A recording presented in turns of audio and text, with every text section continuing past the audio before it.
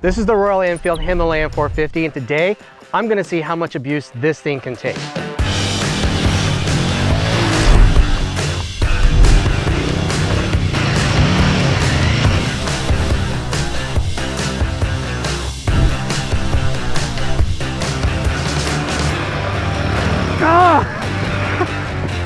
A year and a half ago, editor-at-large Blake Connor got the opportunity to be one of the first people to ride the Himalayan 450 in India.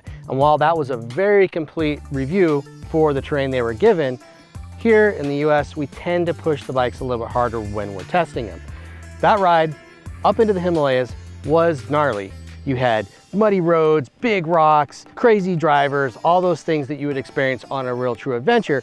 Here, we like to see how far we can push a bike, and that's what we're gonna do today with this Himalayan 450. It's finally here in the US, it's available for us to ride. We're gonna start off with the normal asphalt road.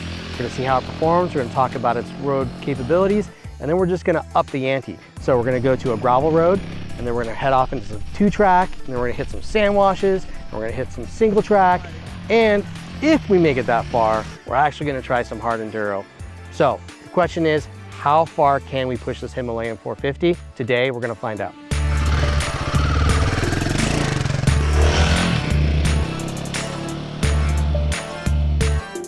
I expect that we're gonna have no problems on the street and it's gonna be an enjoyable ride, but let's go for a ride and find out.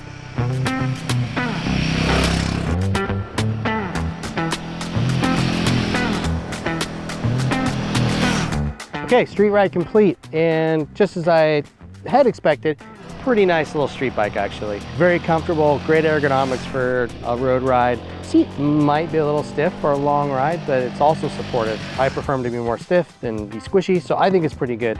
Last year I rode the Gorilla 450, which has the same Sherpa engine in it. I have to say, it's a great little engine. It's really torquey, but it also likes to rev. It's an all-round really nice engine, and it's geared really nicely for this bike. You can put it in 3rd gear in most of the corners and just lug through the corners and then rev it out, and it makes for a nice, relaxing, twisty road bike. It'll get up to speed and it's totally good. Wind protection is so-so. There's not a lot of wind protection. It's only got a little tiny fly screen, but that screen does keep the wind consistent, and there's not a lot of buffeting, but there is a lot of wind. Front brake, not as strong as the Gorilla 450. It has a part of the lever where you pull the lever and nothing happens, and then it finally starts to bite. It's got like this little delay, which I mean is nice if you're learning to ride or don't want a real sharp brake response, but at the same time, on the street, it feels pretty lazy. Once you're into the power, plenty of feel. For suspension, the bike has Showa units, non-adjustable front and back, 7.9 inches of travel, front and back. You can adjust the preload in the rear. Other than that, it's set the way it is. That being said, for my weight, 230 pounds with gear on, it was great. It has plenty of hold up. It soaks up the really junky pavement really well. And then when you're going fast, it's really smooth and compliant. Doesn't rebound, doesn't pack up too quickly. Really, really nice. So we're not doing long distances, but this thing's capable of doing it, and it's equipped for doing that. It has a nice little rear rack. It's got places to mount luggage. It actually has like little rings to put packs and stuff on these front crash bars as well. There's plenty of space to carry your stuff if you're gonna do a long ride. There's accessory windscreens, there's all that stuff. So if you're gonna focus your adventure riding on long distance riding, it's fully capable. It's got a really long passenger seat. You're not gonna feel cramped on this bike. Other than that, great little street bike, super comfortable to ride. Would be easy to spend an entire day on this without any complaint. But now, it's time to get in the dirt and see what we can do.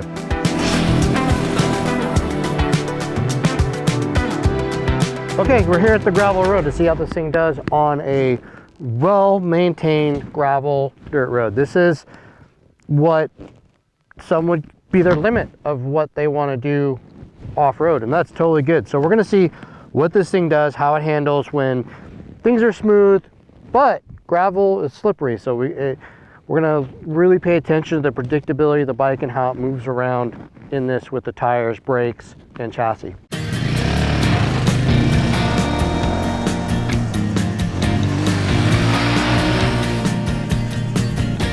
On the gravel, this thing works pretty good. The tires, Not exactly the most aggressive off-road tire, so I expected it to be slippy slidey, and it was. It breaks traction pretty easily front and rear. If you are smooth and deliberate, all is good. The throttle response is really nice on the bike. It allows you to dial in the rear slide, and it's not overly powerful to where it wants to just constantly always step out. It just kind of steps out nice and just hangs out there, and you can just roll on and off and then modulate that. So it works really well. Front tire, if you try to knife it into something, it doesn't want to hold on. And I wouldn't expect it to with the tread pattern that it has. On that gravel road, there was quite a bit of washboard, which was interesting with the suspension. It starts to get a little packed up on the washboard. It starts to bounce quite a bit if you're really driving into them, but then if you increase your speed, you kind of space out over them and it goes away. It's just, there's one little midpoint where you're on the gas coming out of a corner. It kind of packs up a little bit. We might have bitten off a lot going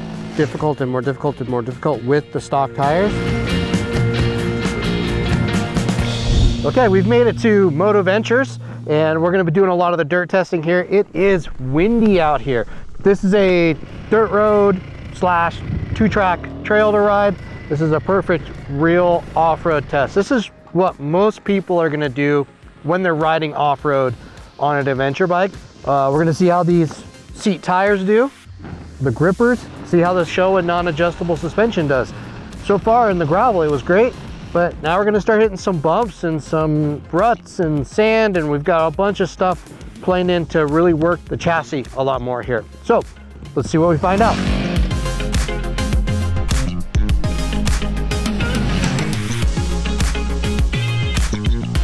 Front tire is gnarly. It's very difficult. The back is actually pretty good because you can modulate the power really well with the throttle response and the torque of the motor, but you can't lean it over enough to steer with the rear so much with the tires that are on it. Suspension hold up through the bumps and stuff is really nice.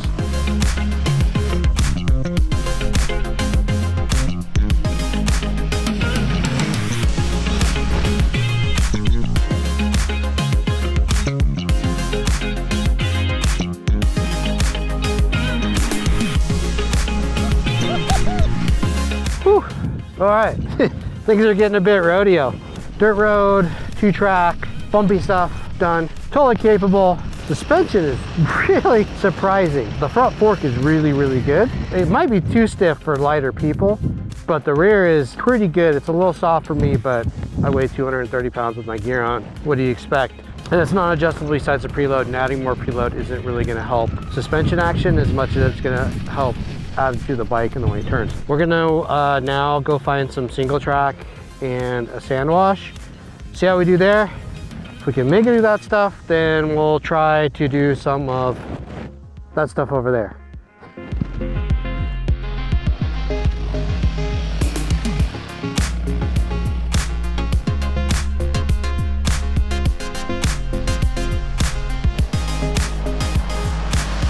Got check engine light and a warning light, and it's like in limp mode. It has like no throttle response. So limiting factor we thought was the tires, but it might be something with the bike. Maybe it got hot, I don't know. Well, we didn't finish the test we wanted to finish today. The bike, as you saw, has a check engine light on, throttle response is down, and we don't want to hurt the engine or something else on the bike. So we're gonna give it back to Royal Enfield. We're gonna let them fix it. We're gonna have them tell us what went wrong, and then we're gonna get the bike. We're gonna come back out here and finish this thing off. Okay, we're back with the Royal Enfield Himalayan 450, and it's fixed. It was just a small little issue with some dirt and a connector for a wheel speed sensor. Threw the whole system off, fixed in a couple days, we're good to go. So we've got a couple tests left to do. We've got some more single track, and we've got sand wash testing to do. And then if it passes both of those, then we're really gonna put it to the test and try to ride some hard enduro type stuff with it. So let's get to it.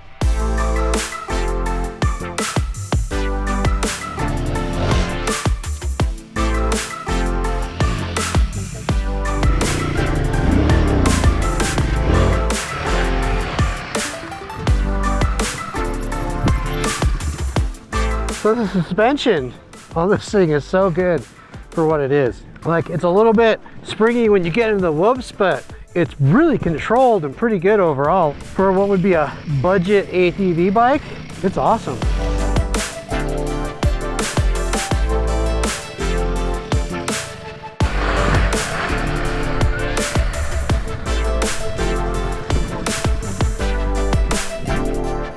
If it was my bike, I'd put wider handlebars on it and a little bit taller to make it easier to stand up. I'd pull the rubbers out of the foot pegs. I think the foot peg size is good, and that would help with some leverage. So what it feels like is these bars are kind of small for off-road use, and it kind of puts your elbows a little close to your body. It's also really nice. It has a button to turn off the ABS, and when you stop, it stays off. So I don't have to keep putting the ABS off on the rear every time I take off, which is really nice. But still has front ABS, so a couple times you run into a few issues, especially in this really sandy single track. All right, so that's single track done and dusted. Once again, super good, just the tires, but now is the real test. And this is where the tires might let the bike down. We're heading into the sand wash, and it's dry and deep. This might be the end of the test for this bike. I don't know if we can get much past this. Could be good, could be bad, let's find out. Speed is your friend.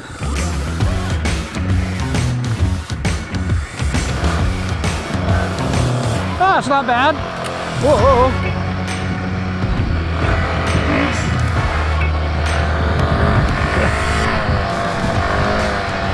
It's a handful. It'll do a sand wash. It actually floats on top pretty well. It gets a little skaty. I wish the bars were wider for more leverage. So this sand is really, really soft.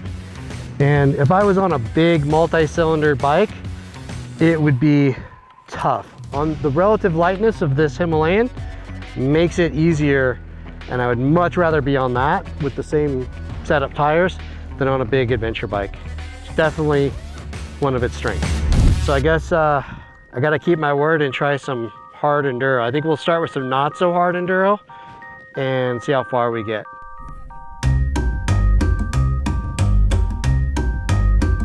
All right, well, we're in dirt bike territory now. I don't know why I open my big mouth sometimes.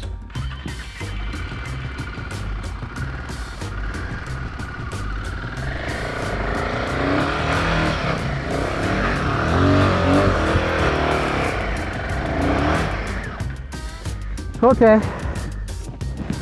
More speed, maybe. Okay, well, let's try it one more time with a little more speed. Traction is the problem.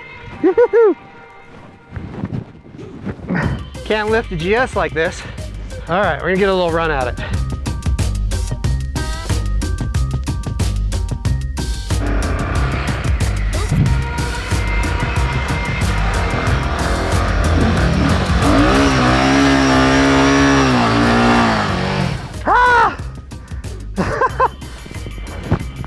Almost there.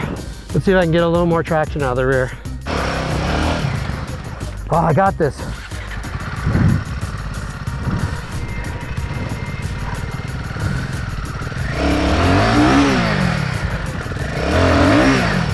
Nope. Okay, that's the limit. Royal Enfield test done and dusted. I think if I had good tires though, I would have gotten right up. All right, so I lied. I'm not done yet. I think if I maybe get a little air out of the tires, I think we're at like street pressures of probably like 35 pounds or something. So let's air down, see if I can get some more traction and try one more time. I'm not ready to give up on this thing yet. We got a little give now. Question is, can I get back down this hill without falling over backwards on myself? The clutch in the rear tire is now my front brake. Nobody else is doing this on a Himalayan. Oh, hey, I have mirrors. I could use them.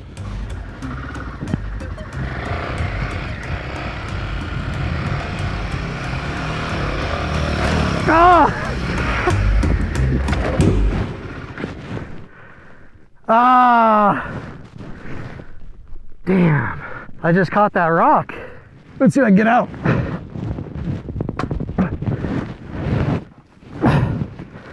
Oh man, I added to this collection. All right, we'll call it there. That's it. That's as far as we can go. Whew, okay, well that's it for this test of the Royal Enfield Himalayan. I am really impressed with this bike.